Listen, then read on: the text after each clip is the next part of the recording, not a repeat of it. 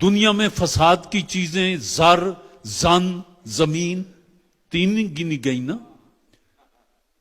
زمین کے بارے میں خدا نے کہہ دیا الارض للہ، زمین خدا کی، لہذا جھگڑا ختم ہو گیا. پھر زن، سورہ نساء میں تمام حقوق دے دیے گئے جو آج تک خواتین کو نہیں ملے تھے.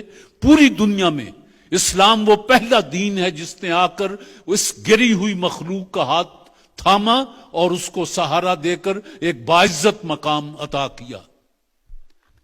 اور تیسری بات تھی یہ وراثتیں، یہ گدیاں، اس پر بھی خدا نے حصے کر کے دکھا دیے. یہ کیوں ایسا ہوا؟ باقی پوری دنیا میں کتنا ہم کاروبار کرتے ہیں، قرآن نے اس کے